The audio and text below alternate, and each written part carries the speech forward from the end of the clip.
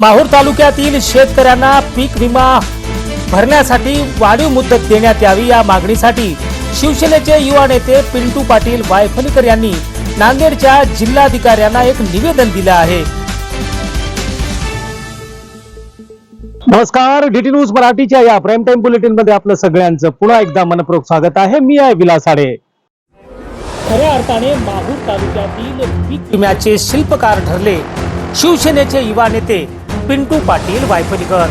खऱ्या अर्थाने माहूर तालुक्यातील शेतकऱ्यांना पीक विम्यापासून वगळण्यात आलं होतं, पण पिंटू पाटील वायफळीकर यांनी शासन दरबारी अनेक खेटे घेतले, आंदोलने केली, निवेदने दिली। त्याचबरोबर कृषी सचिवापासून तर कृषी मंत्र्यापर्यंत, आमदार खासदारापासून तर थेट मुख्यमंत्र्यापर्यंत पाठपुरावा केला। त्याचबरोबर शेतकऱ्यांना सोबत घेऊन अर्धनग्न आंदोलन केलं। त्यामुळे ऑगस्टच्या 4 तारखेला शेतकऱ्यांच्या पदरामध्ये पीक विमा पडाला। म्हणूनच जागोजागी पिंटू पाटील वायफळीकर यांचं शेतकरी जल्लोषामध्ये स्वागत करत आहे।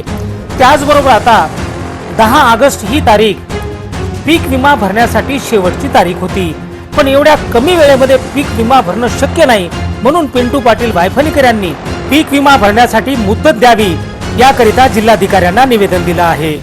नमस्कार सर्व शेतकरी बांधवांनो, आपल्या पीक विमा तारीख वाढी संदर्भात आज नांदेडचे जिल्हाधिकारी राहुल कर्डिले साहेब यांना निवेदन दिलेलं आहे आणि साहेबाला मागणी केली आहे। व साहेब, आजचा आखरी दिवस आहे 10 तारीख, आपण अजून 10 दिवस आमच्या शेतकऱ्यांना द्या, कारण की आताच किनवट माहूर तालुक्यामध्ये शेतकऱ्यांना 4 तारखेपासून विमा मिळणे चालू झालेला आहे। बरेचसे शेतकऱ्याकडे पैसेसुद्धा नव्हते विमा भरण्यासाठी, त्यामुळं आणि साईडचासुद्धा इश्यू आला, त्यामुळे साहेबांनी तात्काळ दखल घेतलेला आहे। राज्याचे कृषी मंत्री दत्तामामा भरणे यांच्या नावानं पत्रसुद्धा तयार झालेलं आहे, आता मेलसुद्धा करणार आहे। त्यामुळं 100% काळजी करू नका, आपला प्रश्न आम्ही मार्गी लावू। आणि फक्त किनवट माहूरमधील शेतकरी यांना उशिरा पीक विमा मिळाल्यामुळं त्यांना अडचण जाते। बऱ्याचशा शेतकऱ्यांनी भरलेला आहे, तरी किनवट माहूरच्या शेतकऱ्यांसाठी साहेबाकडे ही मागणी केलेली आहे। तरी ज्या ज्या शेतकऱ्यांना अडचण जात होती त्या शेतकऱ्यांची अडचण आता दूर होणार आहे। 100% 10 दिवसाची का होईना आपल्याला मुदत मिळेल अशी ग्वाही आपल्याला देतो। आणि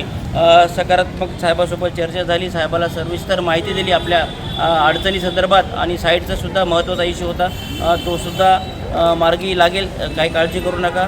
जय जवान, जय किसान, जय महाराष्ट्र।